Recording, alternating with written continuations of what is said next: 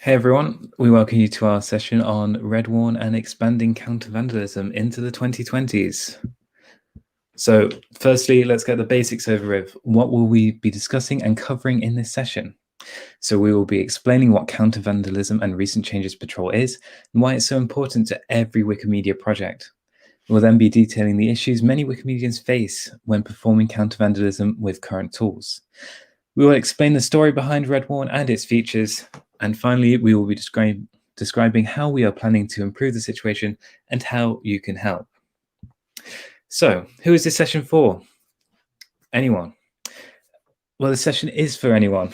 But that being said, we're assuming that you have a basic understanding of Wikimedia projects and their policies, particularly those surrounding vandalism and similar issues.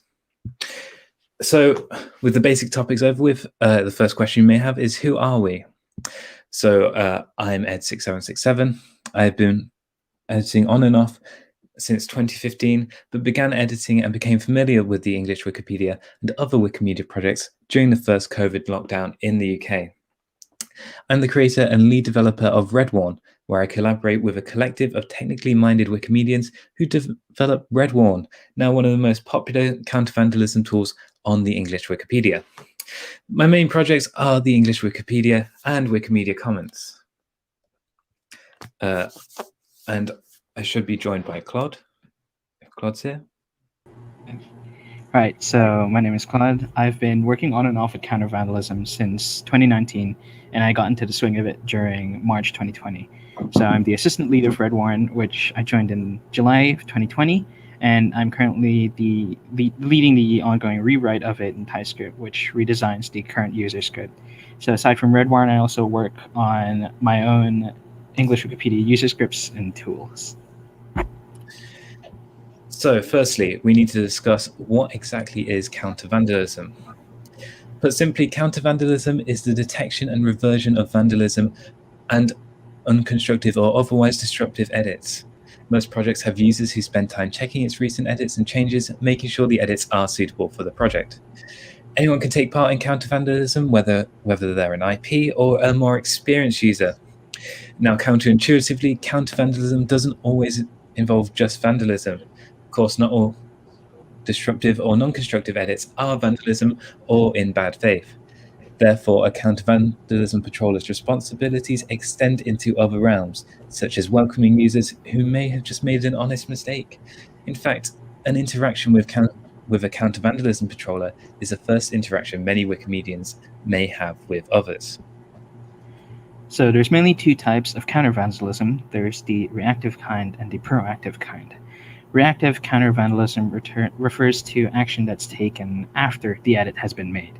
So it requires an editor to monitor a feed of recent changes or filter hits, and then review those edits each hand by hand to determine whether or not these edits are vandalism or not. So this may be slow, but it's much more effective, especially if a human is deciding whether or not it is vandalism, and can always be sped up with dedicated tools like Huggle, RedWarn, Twinkle, etc.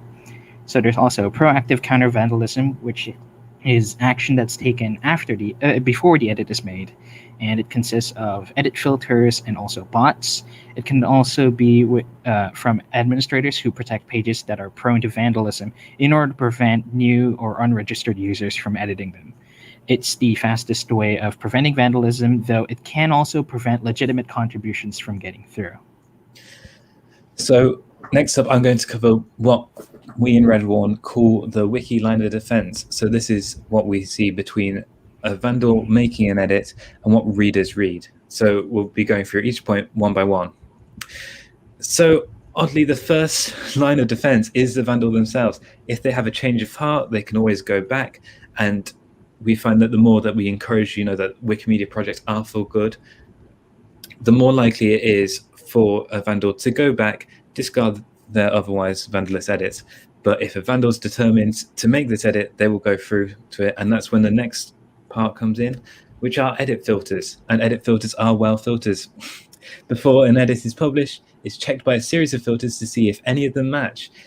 Each edit filter has code for what it checks for and commonly a description as well. It might be checking if somebody's adding a restricted template, or if they're advertising their website or putting in personal information such as their phone number or email address. These edits are tagged using MediaWiki's abuse filter extension. If the content of an edit matches to an edit filter, it can either, depending on the configuration of the filter, tag the edit, warn the user, so they'll get a big warning like the one displayed on screen, and they have to click publish changes again to confirm they want to make the edit, or block the edit, which stops the edit from happening altogether. Following this, the edit will be made public, and then this is where detection bots come in. Throughout its history, many Wikimedia projects have had automated bots that revert vandalism and otherwise disruptive edits by using AI and other complex algorithms. These bots not only identify but revert vandalism. One of the most notable, ClueBot, which is currently in its next generation stage, has been operating on the English Wikipedia for over a decade. ClueBot has massively reduced the workload of patrollers and provides an additional line of defense against vandalism. And finally, we have patrollers. Patrollers are what we call the final line of defense, but for most users, most readers of a project see vandalism. A patroller typically reviews a feed of edits, either on MediaWiki's built-in special recent changes filters, which has had a recent revamp, or by using other tools such as Huggle, Small Wiki Viewer, and others. Some Wikimedia projects also allow for support for ORS filtering, ORES, an artificial intelligence service for grading the quality of edits and articles. Whilst not necessary, RedWarn, Twinkle, and other tools play a big part in helping patrollers revert vandalism. So, what is the current state of counter-vandalism in 2021? So, right now, the tools have difficult to navigate UIs that's usually clouded by acronyms and other specific terminology for experienced editors. So, a new editor might not notice what ARV or CSD means, and that can provide problems for those who want to learn. Also, tools don't have all the tools that are used on one wiki. They use templates that aren't used on every single wiki. So there's warning templates that are used on NWiki that aren't available on every single wiki. And it's not like every single wiki also uses the same processes. So CSD, there might be a different process for other wikis. The lack of tool makers for other smaller wikis also makes porting to other wikis difficult, which already provides more issues for those who want those specialized counter-vandalism tools on their own small wiki. And more vandals than patrollers can cause some of the vandal edits to fly under the radar, because in some cases we have thousands of vandalism edits in a day, and there's not enough patrollers to scroll through every single edit and determine whether or not it's good. So, a question you might have, well, if reactive counter-vandalism is human, where do tools come in? So firstly, manually reverting edits by a page history takes time. You have to go through each edit one by one. You might encounter an edit conflict, or simply undoing one or two edits might have no effect if there are multiple destructive edits by an editor.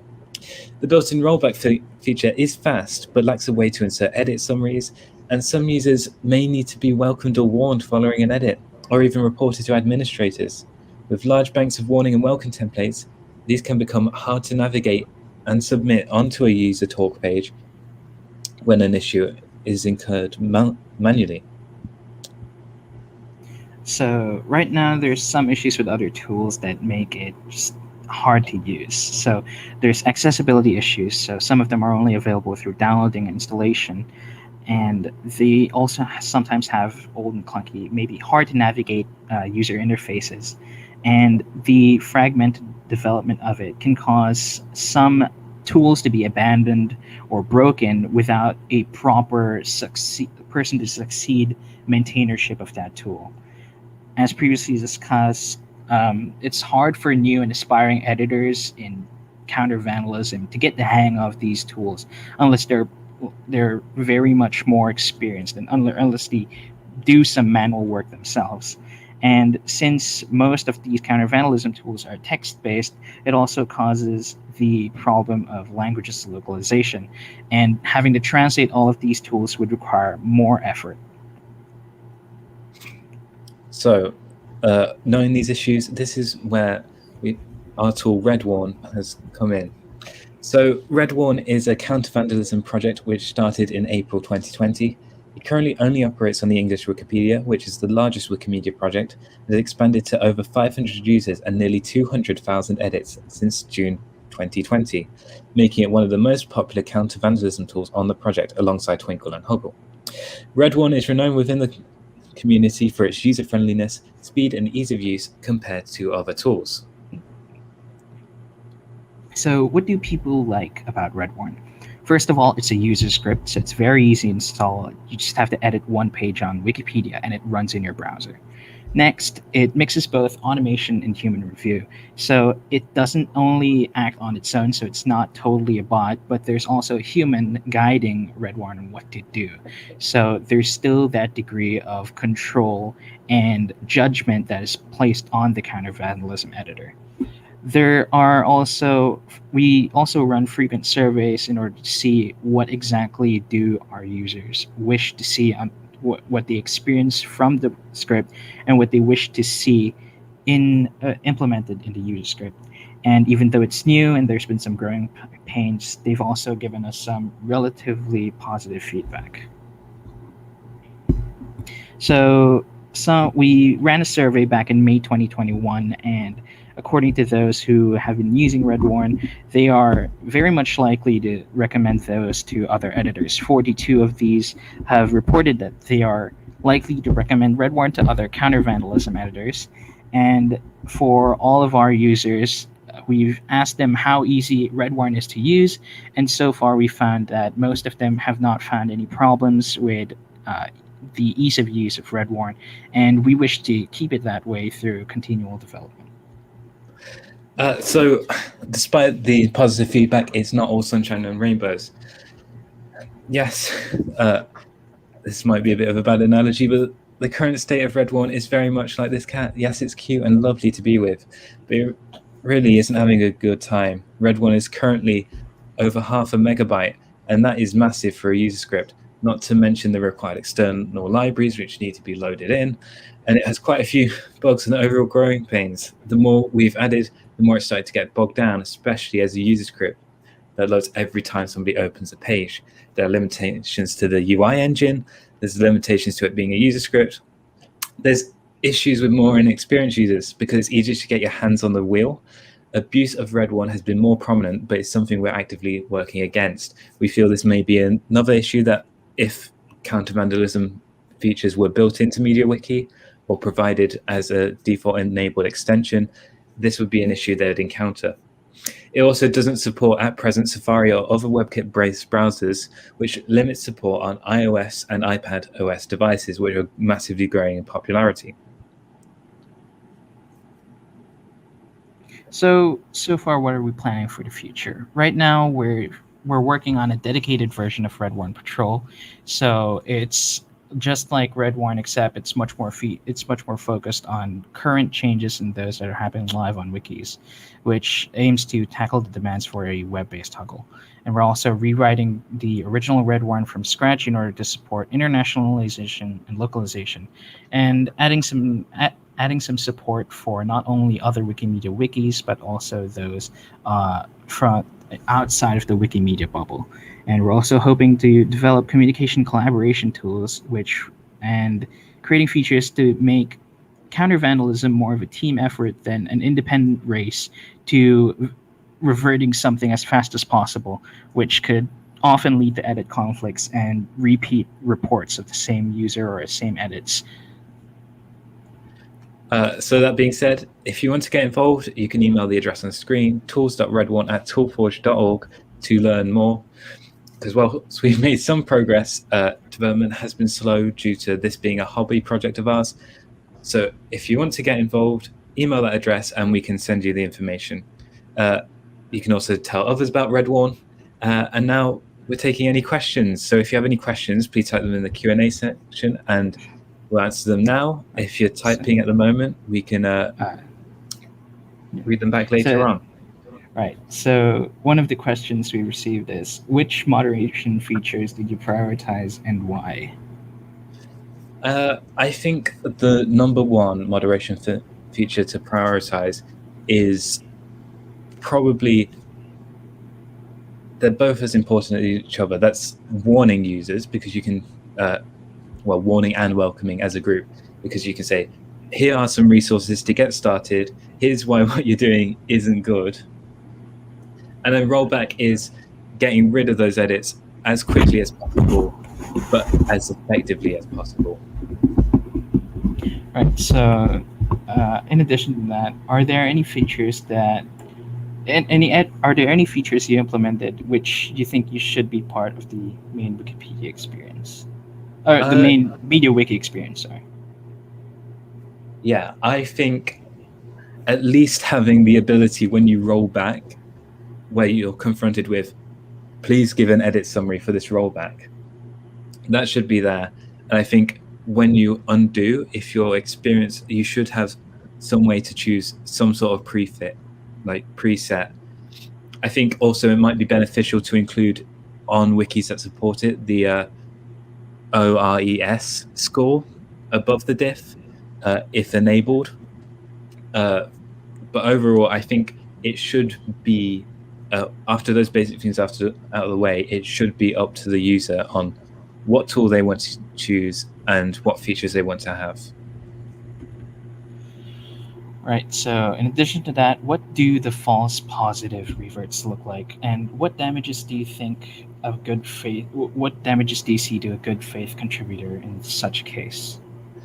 Well, if you've got a massive feed of edits and you're ticking through it, like going through it incredibly fast, maybe 3-4 edits a minute, then you're going to come across some edit that you will just look at. So it could be out of context, and you see it and then you revert it, and you don't realize. And everybody makes mistakes. We're all human. But the issue that has, because every single warning is just standard template, it doesn't speak about about what is exactly happened. So somebody might read a thing saying that they vandalized when all they wanted to do was just make a constructive edit, or they didn't know their edit saved or whatever. So that's the importance of, I think, firstly, for at least the lower tier warnings, it being generic enough to allow the person to confront, and say, look, I didn't mean to do this, or I don't understand, so that they clarify later. Because if there's no clarification, that could cause somebody to be disheartened in the project, or be more forward to confront, or just be abusive, or start a conflict on Wiki. Right. So another question here is, do you have any data around usage for the script at the moment, which I actually can't answer myself? There's a page on the English Wikipedia, which is most imported user scripts, and right now RedWarn is found in 585 user common.js files, and of all of them, there's 253 that actively have the tool in use. So along with that, I believe we do have one administrator who's also using RedWarn. So that's it's a step into what we think we should be working on next as well. I have a question from Guerrilla Warfare. So she's saying, last that I checked, RedWarn was available for basically any user. Will this be the case for RedWarn's Huggle-like tool as well? So this is an issue that we've come across internally. RedWarn is just a light to twinkle. It's available for auto-confirmed users. So that's people who have been on Wiki long enough to reach a level where they're auto-confirmed. I think last time I checked, it was a week and 10 edits. And but we still limit some of the more automated features to extended confirm. So that's 500 edits over 30 days. I think we discussed a limited mode of this web-based Hoggle, aka RedWarn Patrol, which is coming in the future, where you'd have a limited amount of feature sets where it would be beginner friendly, you can get hands-on, but it won't be so automated that you can just run through so many edits, At leaving a times. trail of destruction and things behind you.